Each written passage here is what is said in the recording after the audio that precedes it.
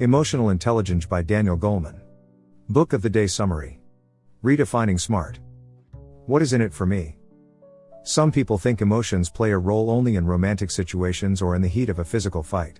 Yet in fact, emotions are everywhere. They form our decisions, help us understand the world, and are crucial in any interaction with others.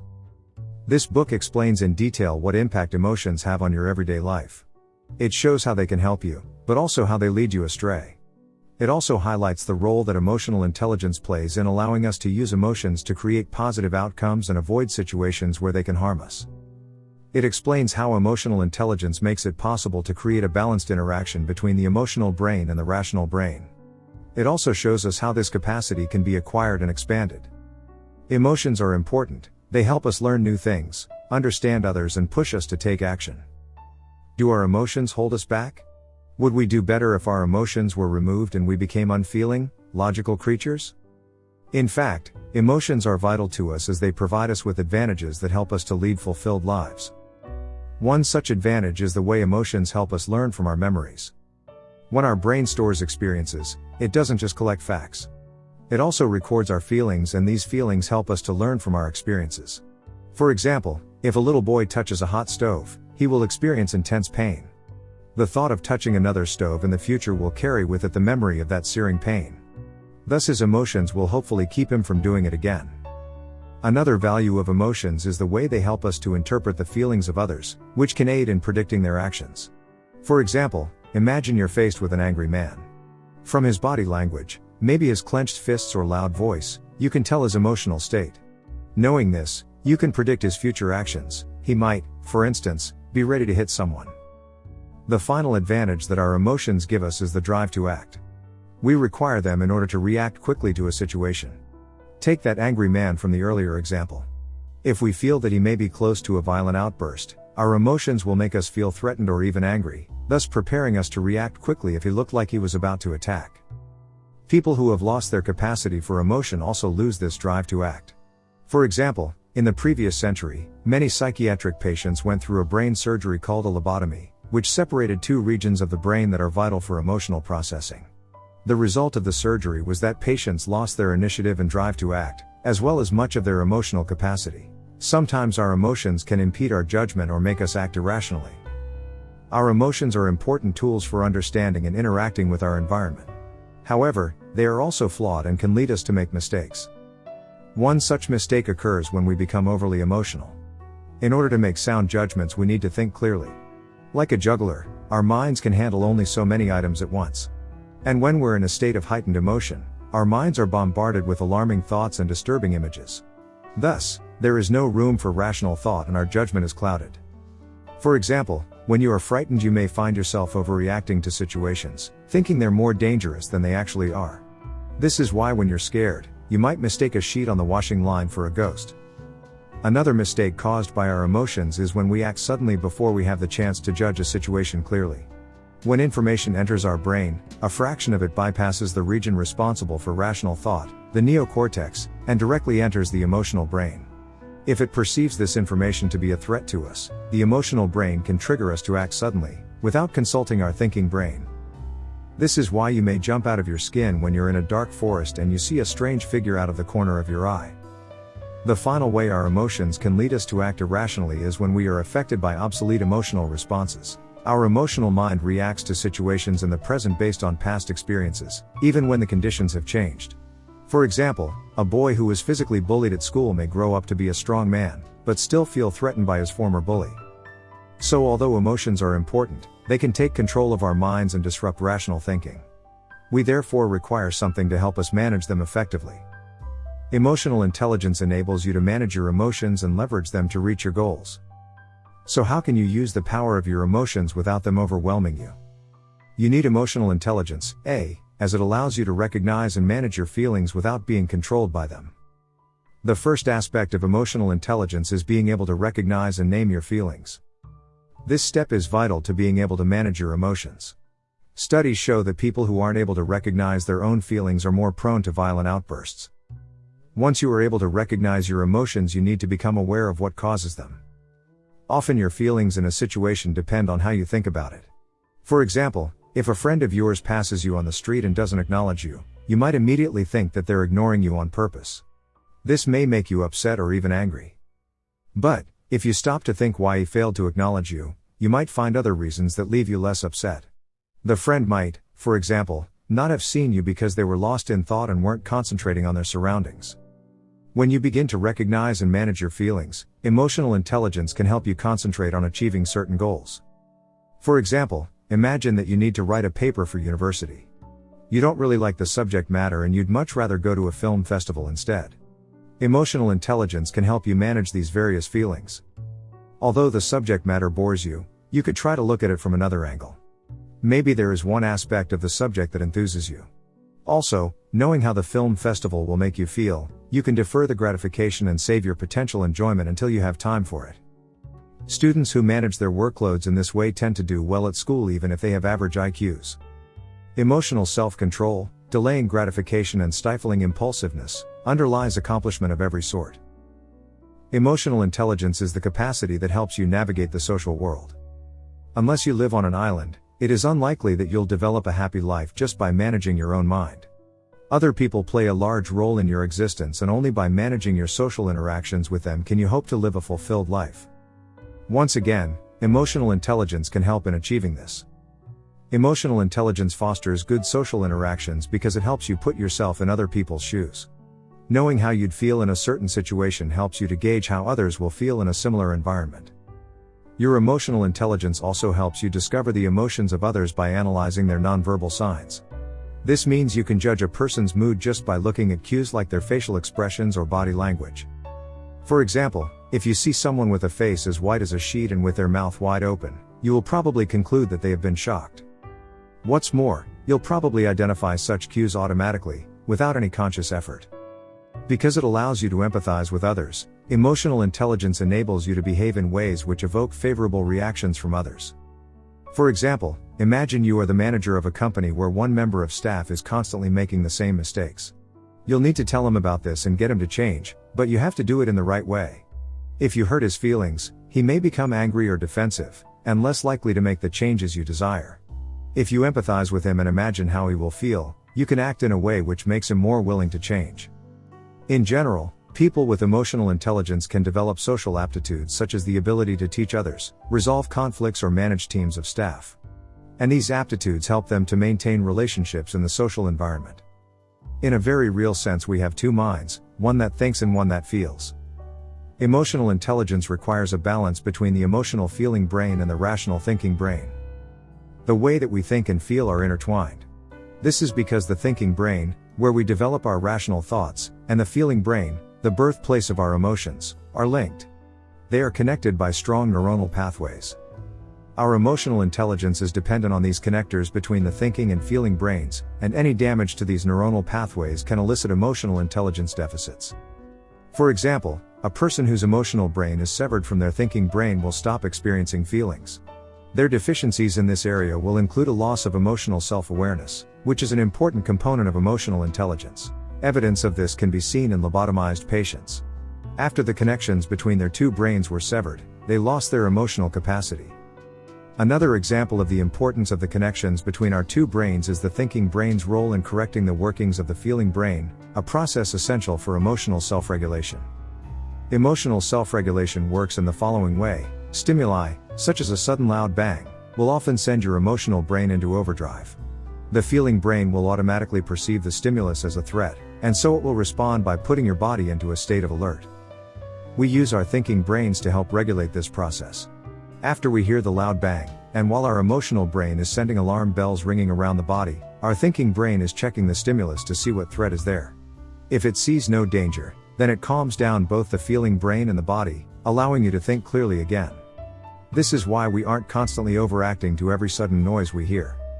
If you break the link between the thinking and feeling brains, this process isn't possible. For example, patients with severe damage to the thinking brain have difficulty regulating their feelings. Emotional intelligence makes you healthier and more successful. What is the key to leading a successful and fulfilled life? You may think it's high IQ that the brightest people will stand the best chance of leading happy lives. Yet emotional intelligence is just as important as high IQ in achieving this. Evidence suggests that people with high levels of emotional intelligence are more likely to be successful. For example, Studies show students with high levels of empathy get significantly better marks than less empathic pupils with comparable IQs. Students who can control their impulses will also be more successful than their peers. One study conducted by Stanford University called the Marshmallow Challenge tested the ability of a group of 4-year-olds to resist eating a treat. Years later, it turned out that those who had been able to control their impulses at age 4 proved superior academically as well as socially throughout their youth. This success continues into the adult world. Managers who are more socially adept also tend to be more persuasive. What's more, emotional intelligence can also help us lead healthier lifestyles. This can be seen by looking at stress. When we go through stressful periods, our hearts are put under immense strain because our blood pressure is raised. This leaves us at risk of cardiac arrest. Stress can also weaken your immune system, as demonstrated by a study that suggested that people under stress are significantly more likely to catch a cold. However, emotional intelligence can help us avoid the dangers of stress. This is because if you learn to mitigate stressful feelings like anxiety and anger, you'll reduce those feelings' harmful effects on your health. For example, in a clinical study, people who had already suffered one heart attack were coached to manage their anger, which significantly lowered their risk of further attacks. Given the great impact of emotional intelligence on success and health, there is remarkably little emphasis on emotional skills in the typical school curriculum. The future of American society will depend on its children's emotional intelligence. While high emotional intelligence makes people happy and healthy, poor emotional intelligence can have society-wide negative effects. For example, the tripling of the U.S. teen murder rate between 1965 and 1990 can be linked to diminishing emotional intelligence. There is strong evidence that suggests that deficits in emotional intelligence can cause delinquency, a major factor in increasing crime rates. For example, studies show that violent teen delinquents find it difficult to control their impulses and also find it hard to read other people's facial expressions, deficiencies which are also found in adult sex offenders. Drug addicts also display emotional intelligence problems. For example, heroin addicts have difficulty regulating anger even prior to their addiction. There's little doubt that a child's welfare is determined by emotional competence. Children who grow up in an environment surrounded by emotionally intelligent people will also display high levels of it. This was confirmed by a study that showed that children of emotionally intelligent parents are better at regulating their own emotions, show lower stress levels, are better liked by their peers and described as more socially adept by their teachers. It's perhaps not surprising that a child's own emotional intelligence is also related to its welfare. Children with deficits in self-awareness, empathy or impulse control are at risk of developing mental health problems and tend to have more problems at school. All this evidence shows that the emotional intelligence of children is central to the future of our communities. The children of today are the parents, managers and politicians of tomorrow. In short, many will have a big impact on future society, and it would help any community if the people in charge were empathic, good at resolving conflicts and not prone to blindly acting on impulse. Several very diverse societal factors shape a future community's well-being, but obviously emotional intelligence is among the more influential ones. There are several ways to boost your emotional intelligence. As we have learnt that emotional intelligence can lead to a fulfilled life, you may now be asking if it is possible to boost it. The answer is yes, and a series of exercises can help you achieve this. If you want to enhance your self-awareness and self-management, you can practice using inner dialogues. This will assist you in identifying and naming your feelings. For example, if your friend tells everyone but you about his marital problems, you may feel upset. But inner dialogue can help you resolve this. You should ask yourself, why am I hurt? Because my best friend confided his marital problems to everyone but me. Now, having identified this feeling and its cause, you can dampen its power. You could instead tell yourself, I may feel left out, but it's possible that he didn't want to bother me because he knew I was busy drawing up the annual accounts. In this way, you'll feel less upset. If you want to improve your empathy, you can try to mirror another person's body language. This is helpful because body language doesn't solely express emotions, it also evokes them. So, for example, by mirroring another person's tense posture, you may induce tenseness in yourself. If you want to enhance your ability to self-motivate and think more positively, follow this advice. The way you explain your successes and failures has an impact on your ability to motivate yourself. To become self-motivated, start thinking like this: people who can convince themselves that failures are due to something they can change don't give up so easily. They continue to try because they believe that a successful outcome depends on their own actions. In contrast, those who attribute a setback to some permanent personal deficit are likely to give up soon. They are convinced that there is not much they can do about their success anyway. If you want to be successful, try to avoid this thought process. You can use emotional intelligence in all kinds of settings, from the office to your love life. You may now know quite a bit about emotional intelligence. But you may also be asking yourself, how can I use this knowledge practically? Here is some advice that can help you use your emotional intelligence in your everyday life. The first piece of advice is, you can avoid misunderstandings in a relationship if you take into account the different ways that men and women deal with emotions. Typically, girls are raised to talk about their feelings and connect through intimate talk, while boys learn to minimize feelings that might make them appear vulnerable. For example, if a female partner complains about a problem, the male reaction might be to instantly offer advice. But this could be wrong. Often when a woman complains about a problem, she is seeking validation. She wants her partner to listen and show that he understands. So an immediate solution might be misinterpreted as a rejection of her anguish rather than an attempt to help. It would be better to listen to her carefully.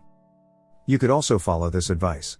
If you are very upset during a dispute, try to take a break to calm down.